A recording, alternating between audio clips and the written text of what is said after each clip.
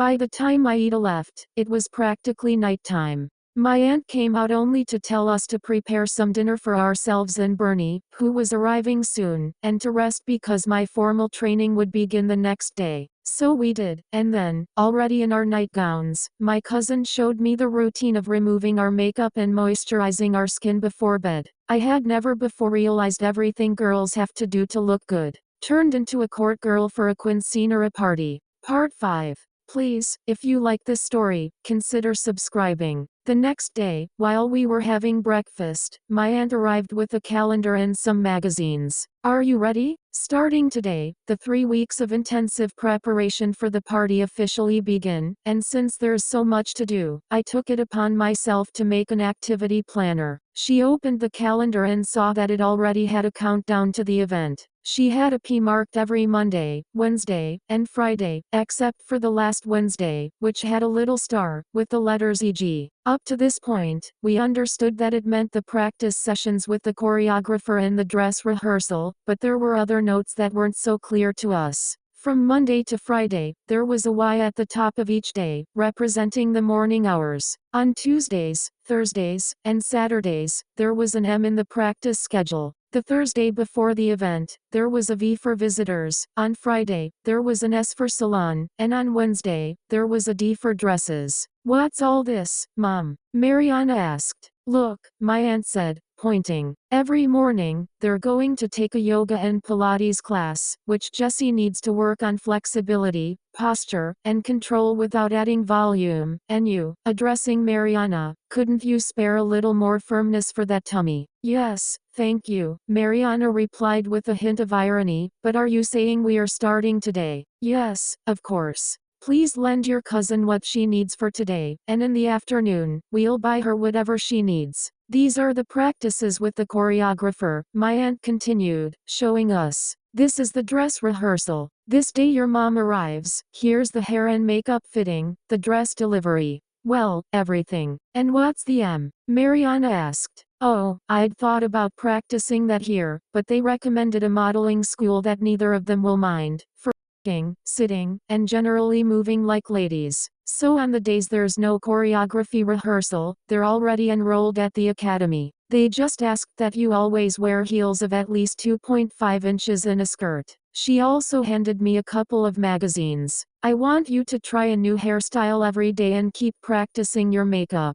I just nodded. Anything, we can keep adding activities. Is that okay? The question was rather rhetorical, so we just nodded. Well, hurry up. It's almost time for your yoga class. Back in her room, I thought I was ready to go out, but Mariana stopped me and said, you can't go out like that. Even if it's just to the gym, you always wear at least some eyeliner, mascara, and lip gloss. As Grandma used to say, you never know where you might find the man of your life. I wasn't expecting to find any men, but I followed her instructions. The yoga class was much more challenging than I expected. For starters, I felt very exposed and self-conscious in that outfit. For a moment, it made me miss dresses. On the other hand, it was physically much more challenging than I thought. Even though I'd always prided myself on being very flexible compared to other guys, around girls I felt totally stiff, like I was made of wood. Anyway, at least I managed to master some of the basic positions. When we left, I felt much more tired than I had ever imagined. We went home to change our clothes for the day. I chose a simple, knee-length, round skirt and a plain blouse. When we arrived at practice, Mariana introduced me to everyone. The girls had already seen me dressed as a girl once, but for all the boys, it was the first time. I was totally embarrassed, feeling ridiculous and expecting all kinds of teasing, but no. Although they seemed surprised to see me, everyone was more than respectful. They thanked me for what I was doing and even commented that I didn't look so bad, considering.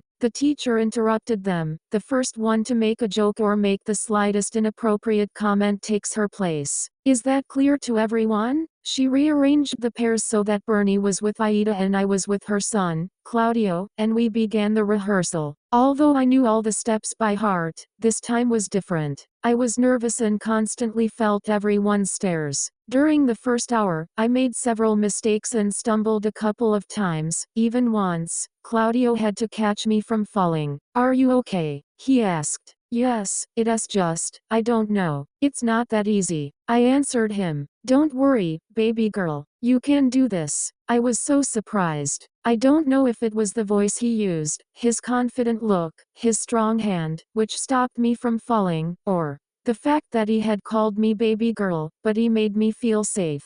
I only managed to smile and say, thank you. Although I wanted to assume that as the teacher's son, he had instructions to make me feel safe.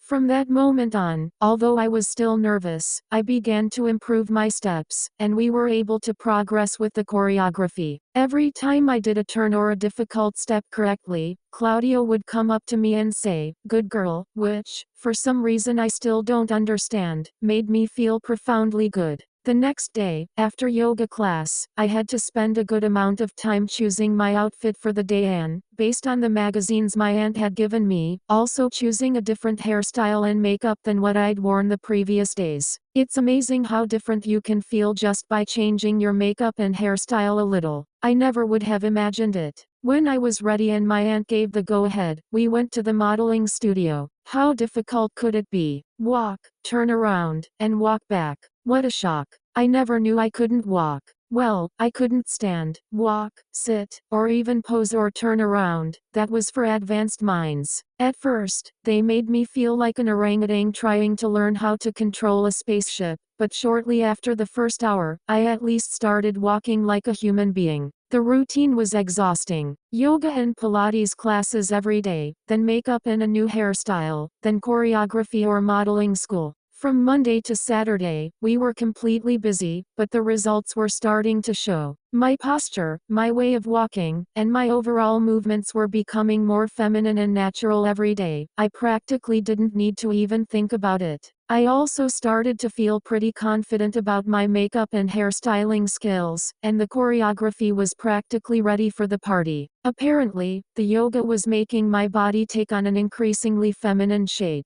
No one, not even those who knew the truth, thought of me as anything more than one of the girls. In fact, even I found it difficult to think of myself as Jerry. I only really thought of myself as a man when I saw a particularly attractive girl, and I had to restrain myself from staring at her. But oddly enough, that hadn't happened to me all week, not even at the modeling school. Aside from that, being Jessie was becoming second nature. One day, at the end of the second week, we were practicing some steps with quick turns. By that second week, I was already getting used to dancing with Claudio. Being the teacher's son, he had experience and very good technique, so he made me feel safe.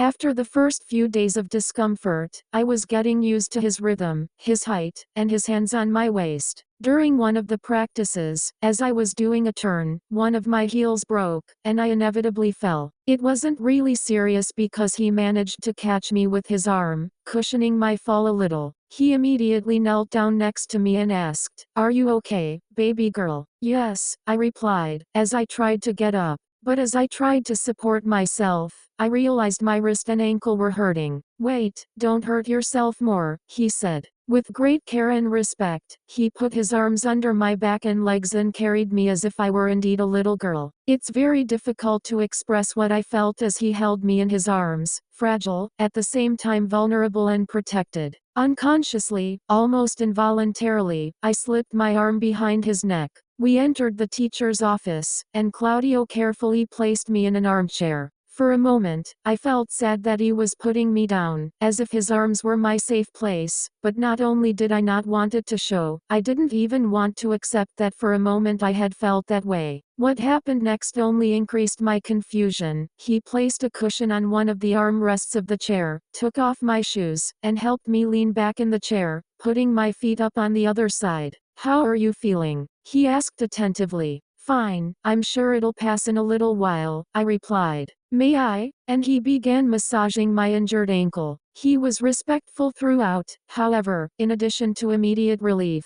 His hands on my ankle provoked a series of unfamiliar sensations. I could feel the strength of his hands and the care with which he was treating me. It was then that this warmth began to spread throughout my body, both unfamiliar and satisfying. It was only a few seconds, a minute, maybe, but the pain disappeared at the same time that my nerves went crazy, like when a girl is caught stealing candy. My whole body was shaking, and I could barely speak.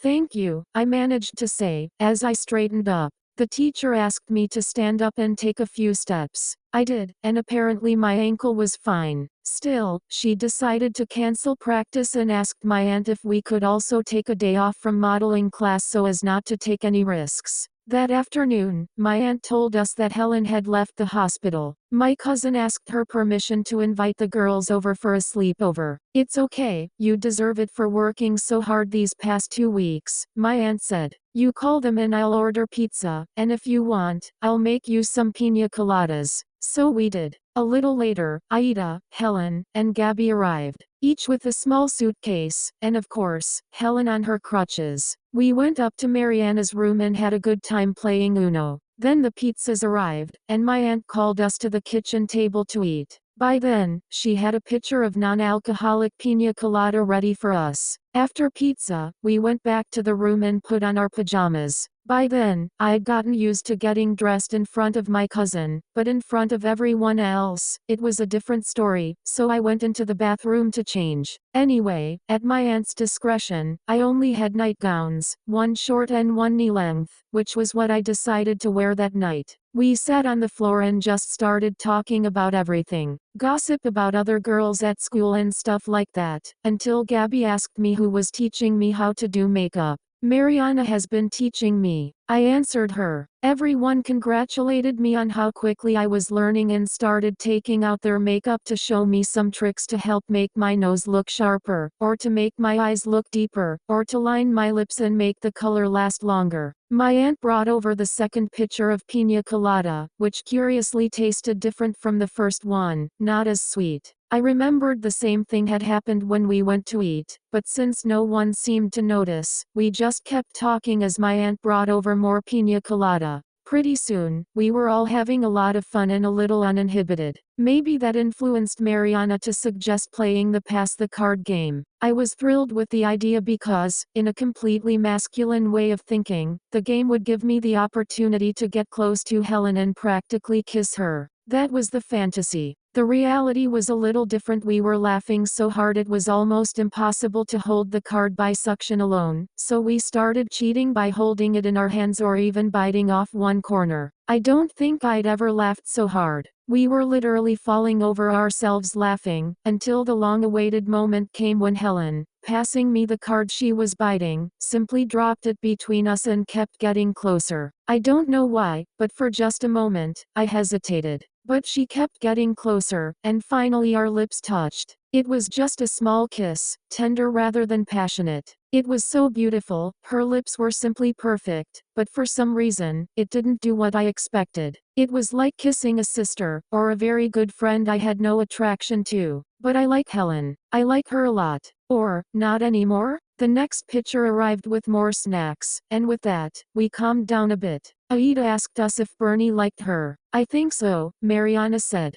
"Hasn't he told you anything?" she asked me. "No, nothing," I answered. "So, do you like Bernie?" I asked Aida, completely confused. "You didn't know?" Everyone asked me. "It's obvious." "No, how would I know?" "So you don't know who I like either?" Mariana asked. "Well, I guess Kyle." "Oh, thank goodness, you're not that lost. And you, who do you like?" "Me?" I asked nervously, looking at Helen. "Hey, no one. Don't act so innocent. You like Claudio. We all saw how you melted when you were in his arms." "Of course not. By the way, I don't judge you, cousin. Those arms are enough to drive anyone crazy." "No, but, no, really." "Okay," said Helen. "I believe you, we believe you. You don't have to convince us. But tell us, if you had to choose 3 things about him that you like." "No, or at least that aren't unpleasant to you," Aida added, amused. "3 things? Physically?" I asked even more nervously. "Yes," they all said. "Okay," I said, thinking for a moment. Well, his arms and his hands, I said tentatively, thinking about when we danced together. Okay, said Helen, as if inviting me to continue. His look, I mean, like he smiles with his eyes and his shoulders. Aida continued playing ironic, and his legs, and his nose, and his waist, and his neck. Stop it, girl. Mariana told me, laughing. There were only ask you about 3. And you don't like him. Helen said. No, honestly, I don't like men. You asked me what I don't dislike. I said, justifying myself and feeling totally exposed. Everyone was laughing, even me. Don't worry, cousin. Don't pay attention to us. We're just playing. But you have a good eye, huh? Aida said. You mentioned almost everything we had all noticed about him. That made me blush even more. We all continued laughing. Hey, and seriously, how do you feel when you're with him? I thought about it for a moment. Well, I mean, I like it when we dance. He gives me a lot of confidence, he's very respectful, and we kind of understand each other without words. I like that he kind of sees me. Okay, so what else? Well, nothing, I feel good, safe. Nothing? Okay. How did you feel when he carried you in his arms? I couldn't help but smile when I thought about that moment. It was weird. I felt small, soft. I don't know how to say it. I feel weak next to him, like vulnerable but at the same time protected. Yes, like nothing could happen to me with him. They exchanged glances. Do I tell her or do you tell her? Helen asked. What? I asked. Well, that's what girls feel when we like someone. No, really? Of course. You have a total and absolute crush on him. They all laughed, me too, but my laughter was more from nervousness and denial. I tried to get that thought out of my head as we continued talking about their crushes and what they were willing to do to get their attention. For Mariana, the dream was that Kyle would propose to her on the day of the party. Listening to Mariana imagining the whole scene made me smile. It all sounded so romantic. We finally fell asleep. That night, I dreamed about one of my birthdays. I think I was turning 7 or 8. I recognized all my friends and family in the dream, but I was a little girl wearing a Cinderella dress. The weekend was something like the calm before the storm. Since there wasn't much to do, my aunt spent the time inside with her friend, and we just went through the routine of getting dressed, putting on makeup, and doing our hair to watch movies on TV. Monday was officially the last regular class, because on Wednesday we had the dress rehearsal, which was supposed to be in dresses, and on Friday, it was supposed to be in the party room. Everything went well, and to celebrate, the boys invited us to pizza and a movie. We went home to get ready to go out, and a little later Kyle and Claudio picked us up. It was a new experience. It wasn't exactly a date, nor were we actually in pairs, but it felt like it. Mariana was with Kyle, Bernardo with Aida, and I was with Claudio. He was a true gentleman, and I definitely wasn't used to that kind of attention. From the moment we got to his car, he walked me to the door, opened the door for me, waited for me to sit down, closed it, and walked around the car to his seat. The same thing happened when we arrived. He asked me to wait for him, got out, walked around the car, opened the door for me, and offered his hand to get out. He didn't let me open a single door. I didn't even have to touch the chair in the restaurant. He opened it for me to sit down. Maybe it's because it's a new experience, but I really don't understand women who perceive that as patriarchy. I just felt like he treated me like a princess, and yes, he made me feel flattered. After a very pleasant time, they dropped us off at home before 9 p.m., so we could get a good night's sleep and be ready for the next day's routine.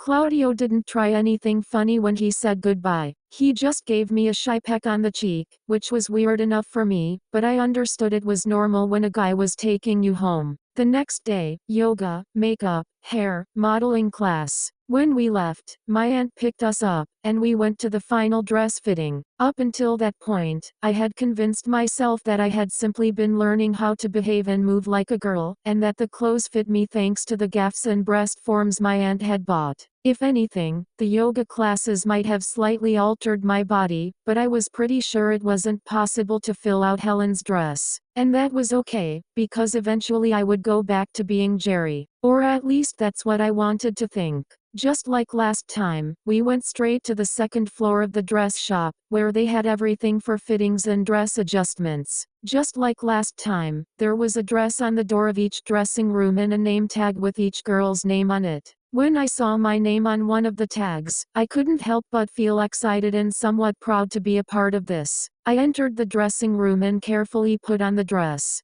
Considering it had been originally made for Helen, I expected it wouldn't fit me very well and was a little worried because I knew the dress was meant to be worn without a bra. So it took me a little while to insert the breast forms into the cups before I started closing it. The dress was beautiful, and I was surprised to see that it fit perfectly at the waist and hips, as if it had been made for me, but up top, it felt very tight. I thought it was natural because of the difference between my back and Helen's, but at that moment there was a knock on the door, and without waiting for a response, the seamstress entered. "How are you doing with the dress?" she asked as she looked at me. Of course, I immediately felt exposed, but I tried to act as natural as possible. "Okay, if I can zip it up properly, I don't know if it's the lace." She looked at me as if assessing the situation, checking the drape of the dress, the lace in the back, and then looking me up and down with that expert's gaze. "Are you using anything to fill it?" she asked me directly and without beating around the bush. I felt embarrassed, but I preferred to answer as if she were asking me something silly. "Yes." "Why?" "Well, because the dress was for Helen." "No, you don't need them," she said in a much more positive tone. "Take them off."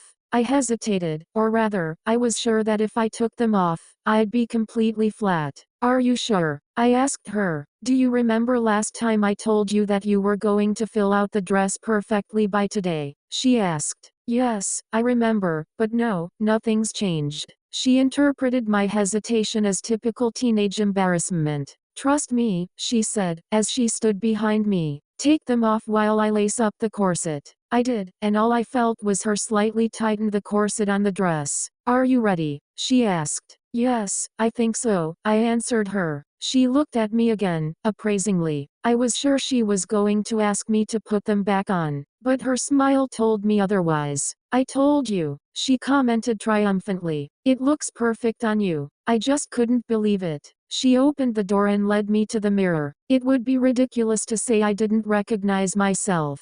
By now, I'd been doing my makeup, hair, taking classes, and generally living like a girl for almost 3 weeks. But this was different. With that dress I looked like a fairy from a fairy tale, and yes, it fit me perfectly. But that wasn't possible. Boobs don't just come from doing yoga. And the line between my waist and hips was absolutely undeniable. I was fascinated by my image in the mirror. I was absolutely a girl, but at the same time, I was terrified. I could no longer deceive myself. My body had changed, my emotions were changing, I was changing. But how? What did they do to me? And who did this to me? That's all for today. If you've gotten this far and enjoyed this story, don't forget to hit the like button, subscribe, and comment. If you visit the channel, you'll find other stories you might enjoy.